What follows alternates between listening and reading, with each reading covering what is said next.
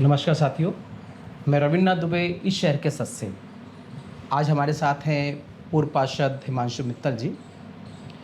हिमांशु मित्तल जी किसी परिचय के मोहताज नहीं हैं। जब हमारा संघर्ष चल रहा था गाजियाबाद कर वृत्ति का और अभी भी चल रहा है, उस वक्त किसी अधिकारी ने या मेयर साहिबा ने सोचा नहीं होगा कि ये लड़ाई कहाँ तक पहुँचेगी।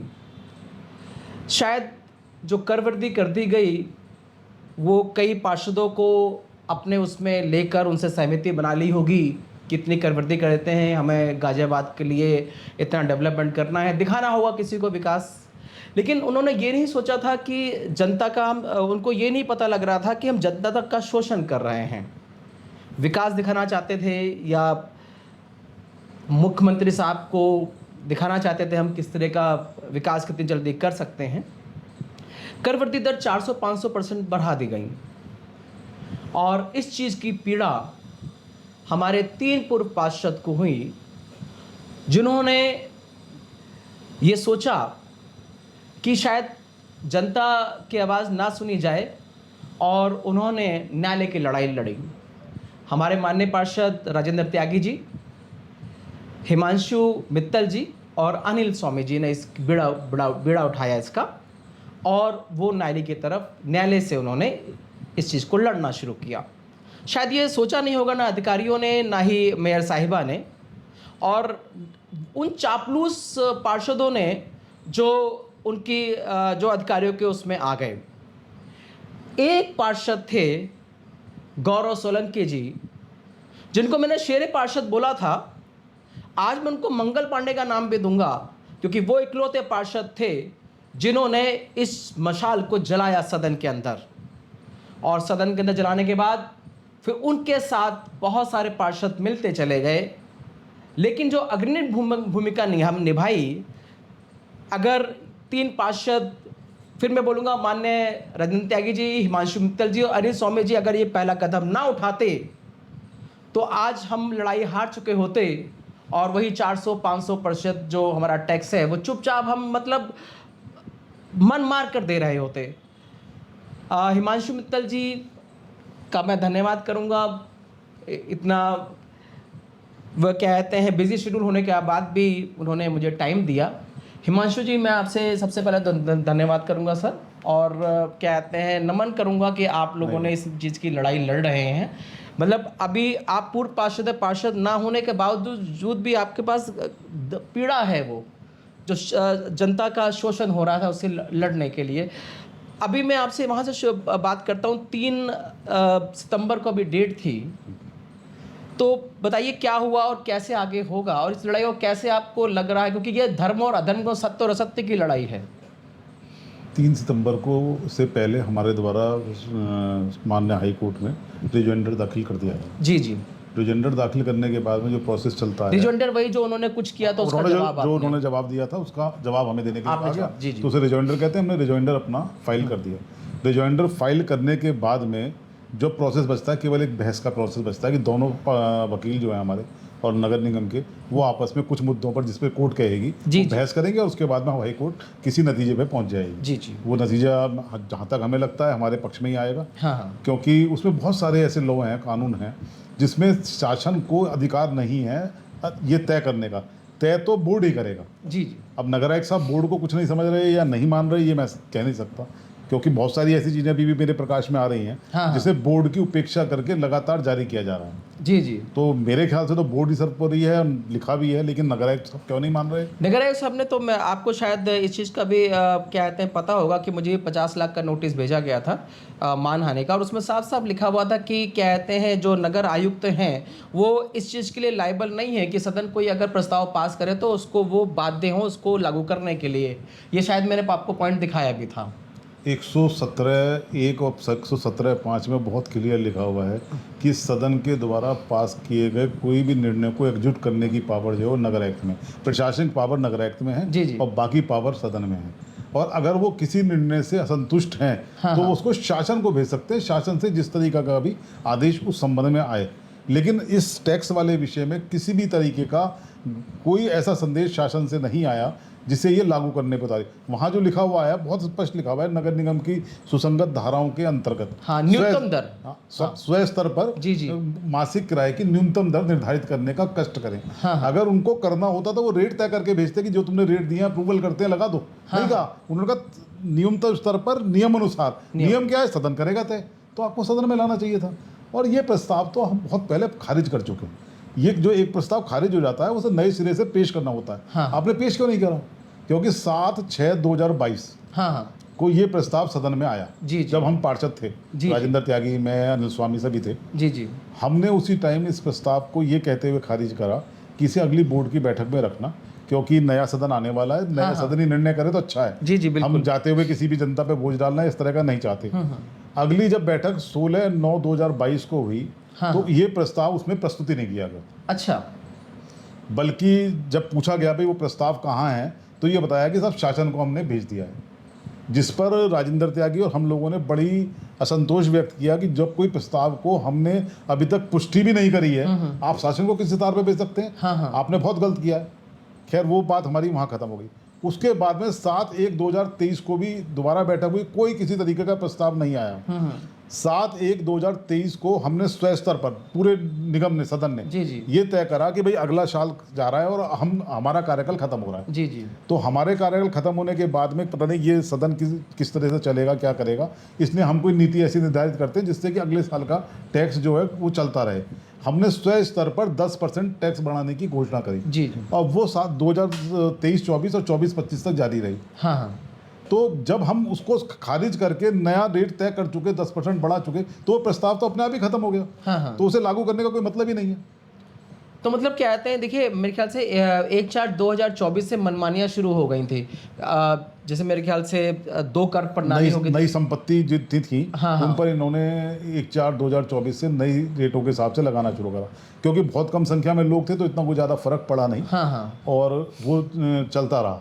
लेकिन जैसे ही 1/4/2025 से इन्होंने पूरे शहर में लगाने की प्रक्रिया चालू करी, तो लोगों को पता चला।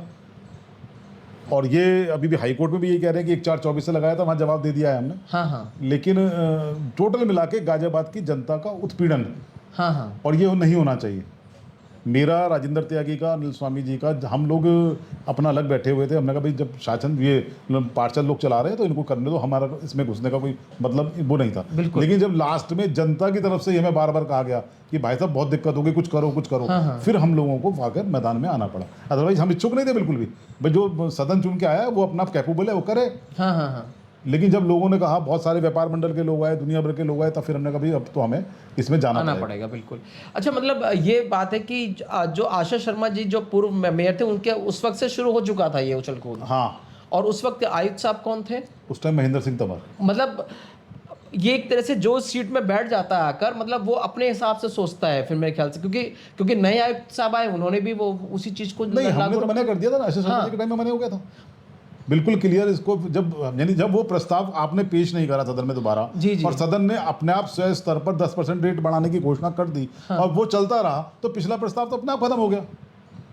आपको लेके आना था तो दोबारा नया प्रस्ताव लेके आते। हाँ, तो नया प्रस्ताव तो 7 तारीख को लाए थे ये 25 में 7 मार्च 2025 में छल से लाए थे वो, आपने देखा होगा। नहीं, वो प्रस्ताव तो हाँ, मैं वही कह रहा हूँ। पहले तो क्या कहते हैं, जो 9 अक्टूबर को 2024 को कहते हैं निरस्त हुआ था, उसकी वो कहते हैं पुष्टि था 9/10/2024 को उसका पुराने वाला जो ये प्रस्ताव लेके आए थे, उसे बोर्ड के द्वारा निरस्त कर दिया गया था। तो 7 मार्च को उसकी पुष्टि कर दी गई। हमारे जो विधायक थे वो भी थे सदन में, और मंत्री जी जो सुनील शर्मा जी थे वो भी थे सदन में।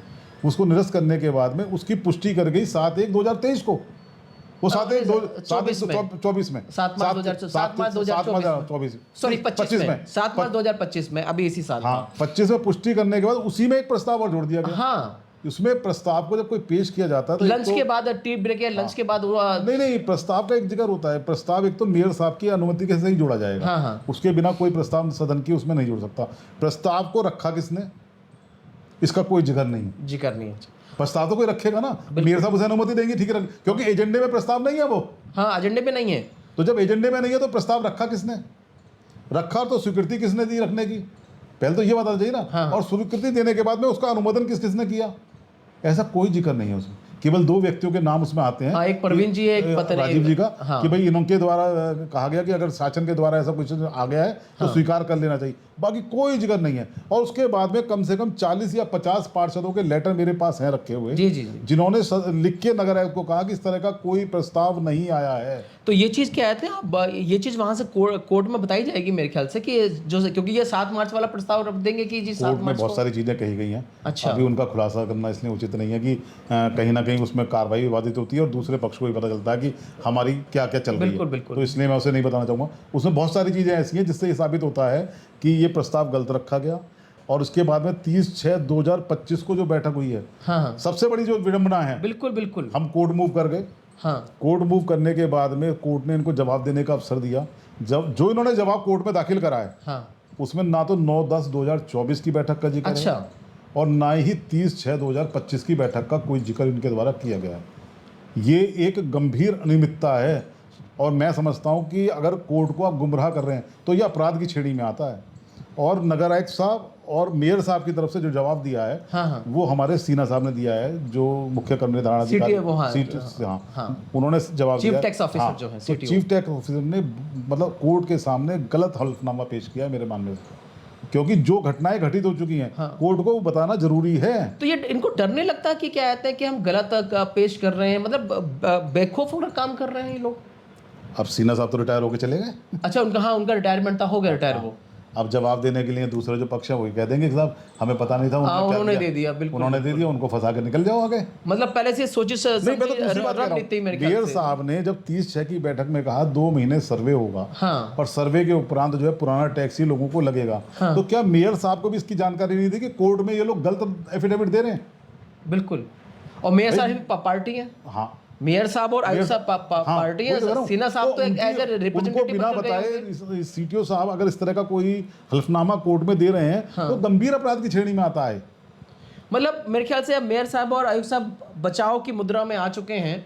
अब उनको ये नहीं पता चल रहा कि बचाव हम कैसे करें। वो नहीं, बचाव तो नहीं कहूँगा, अगर बचाव की मुद्रा में होते तो वो ऐसे काम ही नहीं करते। अच्छा अच्छा।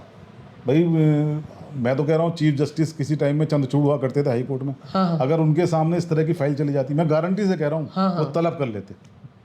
वो इस टाइप के अफसर थे, मैंने उनके साथ देखा है। तो मेरे ख्याल से अभी भी तो आपकी चीफ जस्टिस साहब प्रयागराज वो कर रहे हैं, वो भी चीफ तलब जस्टिस सुन रहे हैं, लेकिन हाँ। चंद्र साहब इस मामले में बहुत सख्त। बहुत सकते, मतलब नेचर के ऊपर डिपेंड करता है जज। मैं किस्सा सुनाता हूँ। एक फाइल मेरी और राजेंद्र त्यागी की लगी हुई थी, शाम को वकील साहब से मेरी बात हुई, जी जी। तो कहने लगे मित्तल साहब 5 बज गए, अब तो कोई उम्मीद है नहीं। हाँ हाँ। मैंने कहा ठीक है साहब। 8 बजे वकील साहब का फ़ोन आया कि साहब वो केस जीत गए। अच्छा। मैंने कहा यार कैसे? हाँ, अभी तो 5 बजे तो आपका फ़ोन मेरी बात हुई है। हाँ हाँ। कहने लगे एक्चुअली वो चीफ जस्टिस साहब के लगा हुआ था केस, और चीफ जस्टिस साहब जितनी फाइलें मतलब पूरी होती है, जैसे 80 लगी हुई हैं, हाँ। तो 80 सुन के ही उठते हैं, चाहे अच्छा। 8 बज जाए। तो अच्छा। चंद्रचूड़ साहब की नेचर ऐसी थी, अच्छा। मतलब जितनी फाइलें लिस्टेड होती थी सारी सुनते थे, एक भी पेंडिंग नहीं छोड़कर। मतलब 5 बज गए ये नहीं कहते थे लाओ दो सब। अच्छा अच्छा। तो अब 3 सितंबर के बाद अगली डेट आपकी कौन सी लगी है? 11/9 लगी है। 11/9 लगी है। मेरे ख्याल से एक आधी डेट के अंदर फैसला आने वाला होगा। 11/9 को ही फैसला आ सकता है। बिल्कुल। मतलब मेरे ख्याल से गाजियाबाद की जनता को ज़्यादा इसमें सोचना नहीं पड़ेगा और ना ही सोचना चाहिए। उनको ये लग रहा है कि 20 सितंबर तक का 20% का रिबेट है, उसके बाद कि 20 सितंबर तक नहीं आया। उसके लिए बता दूं मैं, जी जी, आपकी बात काट के कह रहा हूँ, जी जी, जो इनके द्वारा बिल भेजे गए हैं, हाँ, वो भी नियमानुसार नहीं है। नगर निगम अधिनियम की धारा 207 से लेकर 213 तक किस तरीके से बिलों का प्रारूप बनाया जाएगा, किस तरह भेजा जाएगा, कोई पालन नहीं किया गया है। पहले अगर इस तरह रेट बढ़ाए जाते हैं तो मोहल्लेवार श्रेणीवार एक सूची बनाई जाती है कि भवन संख्या इतने में इतना, भवन संख्या इतने में इतना, भवन संख्या इतने में इतना, और उसके बाद में वो जब छेड़ी बन के तैयार हो जाती है तो उसको प्रकाशन करवाया जाता है। प्रकाशन के बाद उस पर आपत्ति मांगी जाती है और आपत्ति के बाद में उन आपत्तियों का निस्तारण करने के बाद उसे लागू किया जाता है। जी जी। एक तो तरीका ये है। दूसरा तरीका ये है कि आप सेल्फ असेसमेंट में अपना फार्म भर के दें और आपके फार्म को अप्रूव करेंगे। क्योंकि सेल्फ असेसमेंट में क्लियर लिखा हुआ है कि अगर जितने फार्म आप भरे जाएंगे वो सारे के सारे उन्हें स्वीकार करने, केवल 10% फार्मों का वो व्यक्तिगत तौर पर जाके सर्वे करके चेक कर लेंगे। उसकी अगर वो जिनके लोग फार्म नहीं भरे गए उन्हें 213 अंडर सेक्शन 213 है नगर निगम अधिनियम में, उसके अंतर्गत नोटिस जारी करेंगे कि आपके द्वारा कोई फार्म भर के नहीं दिया, या आपके भवन की मैंने जाके देखा, हाँ, उसमें इसकी लंबाई चौड़ाई इतनी है जिसके ऊपर इतना कर बनता है, हाँ। तो आप क्यों ना इतने दिन के अंदर आकर मुझे बताएं कि आपके ऊपर इतने कर लगाने की कार्रवाई कर दी जाए। कोई किसी को नोटिस नहीं दिया, सारा का सारा अवैधानिक, कोई नियम कानून के हिसाब से चल रहा है। मेरे ख्याल से इनको ये पता था कि जनता कुछ कर नहीं पाएगी, पार्षद कुछ क्या कहते हैं अपने पास मिला चुके थे और ये समझ चुके थे कि हमारा जो ये जो मनमानी कर रहे हैं वो मनमानी में इनकी जो भी मनमानियाँ कर रहे हैं उनमें इनके अनुसार ही सब कुछ चलता बहुत रहेगा। सारी चीजें हैं सर। एक जो है शासनादेश है, ये शासनादेश की बात करते हैं नगर हाँ, साहब। एक शासनादेश है जिसमें स्पष्ट लिखा हुआ है कर किसी भी दशा में दुगने से अधिक नहीं होगा। नहीं होगा, बिल्कुल मैंने पढ़ा है वो वाला। पढ़ा, हाँ। तो बस फिर जब आप मान किसे रहे हो ना, आप शासन मतलब अपने जो आपने कह दिया वही ठीक है, ना शासनादेश मांग रहे, ना नियम मान रहे, ना कानून मान रहे, ऐसे नहीं होता। बिल्कुल नगर निगम जो चलेगा वो नगर निगम अधिनियम से चलेगा, बिल्कुल बिल्कुल। उससे नहीं चलेगा कि आपने जो कह दिया वो ठीक हो गया। देखिए अभी आप हिमांशु मित्तल जी को सुन रहे थे और हिमांशु मित्तल जी ही लगातार क्या आते हैं प्रयागराज इस केस के सिलसिले में जाते रहते हैं। 20 सितंबर तक 20% की छूट है, क्योंकि लोगों को लग रहा है कि क्या आते हैं हम शायद छूट ना मिले, लेकिन आप बिल्कुल भी इस चीज़ की चिंता मत मैं कीजिए। छूट के संबंध में आपको रोकते हुए जी, कह रहा हूँ, मैं आपको लोगों को सबको अवेयर कर दूं। इन्होंने जो करा है वो 25%, 32.5% और 40% की जो छूट है, उसमें केवल जो बिल भेजे जा रहे हैं लोगों को, हाँ। उसमें 25% की छूट ही प्रदान की जा रही है। 20% में क्या 20 या 21 है, ऑनलाइन में 1% ज़्यादा ना 25% वो वाली, ये भवन कितना पुराना है। अच्छा 1 से 10 साल पुराने भवनों अच्छा, को 25%। जी। तो अभी जो मुझे पता चला है 25% की दे रहे हैं। हाँ। लेकिन जिनके भवन 10 वर्ष से ज़्यादा पुराने हैं, 20 वर्ष तक हैं, हाँ। उनको 32.5%, और जिनके भवन 20 वर्ष से ज़्यादा पुराने हैं उनको 40% की छूट मिलेगी। तो जो आप सोच रहे हो ना कि आपका नुकसान हो जाएगा 20% का, हाँ। तो 15% 20% तो अगर मतलब कोर्ट के बाद में अगर किसी वजह से 1% हम केस नहीं जीत पाए और इनके अनुसार ही में मानना पड़ा, तो फायदा तो तब भी मिल जाएगा। हाँ। क्योंकि इन्होंने तो आपको 25% दिया है ना, 15% एक्स्ट्रा करवा के आपको 15% तो वो मिलेगा। तो 15% एक्स्ट्रा कौन कराएगा, तो कर ही नहीं, तो इन्होंने तो स्लैब 25% का फिक्स कर दिया सब में, चाहे कितना पुराना हो। नहीं भाई साहब, मानना पड़ेगा, कैसे नहीं मानेंगे? नहीं मानेंगे तो दोबारा हम कोर्ट जाएंगे उसके लिए। हमने अपने जो कोर्ट से मांगी है इसमें, हमने 3 चीज़ें मांगी हैं। एक तो रेट बढ़ा हुआ, हमने रेट बढ़ाओ, बिल्कुल। एक इन्होंने बीच में एक प्रस्ताव पास किया था जिसमें कहा था कि घर के सामने सड़क, सड़क के बाद में नाला और उसके बाद में ग्रीन बेल्ट अगर आती है और उसके बाद में फिर सड़क आती है, तो सबको एक ही मान लिया जाएगा। हमने कहा ये गलत है, क्योंकि सड़क को लंबाई या चौड़ाई करने का अधिकार जो है वो जो गाजियाबाद विकास प्राधिकरण का है, आवास विकास का है, पीडब्ल्यूडी का है, आपका कोई नहीं है। आप कहीं नहीं हो उसमें। आपको तो जो उसके हिसाब से मिल गया उसके ऊपर आपने वो लगाना है निर्णय। तो उसके हमने मांगा था, एक हमने छूट मांगी थी जो सितंबर तक दी जानी चाहिए, 20% की, वो इन्होंने मान लिया है। अब दिसंबर की तीसरा हमने जो मांगा था वो यही मांगा था कि जो भवनों पर 40%, 32.5% और 25% की छूट है वो गाजियाबाद में नहीं दी जा रही।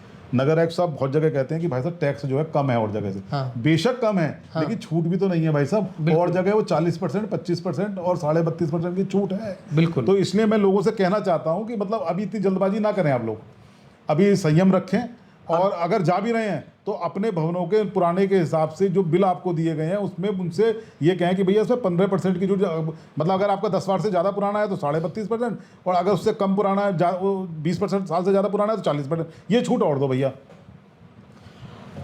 देखिए सभी से ये गुजारिश है कि कोई भी मत घबराइए, 30 सितंबर अभी दूर है, और जैसे हिमांशु मित्तल जी ने बताया कि 11 तारीख अगली डेट है हमारी, 11 या एक आधी डेट के अंदर सारा फैसला हो जाएगा। और ये विश्वास रखिएगा, सत्य और असत्य की लड़ाई है, धर्म और अधर्म की लड़ाई है, और सत्य हमेशा जीतता है।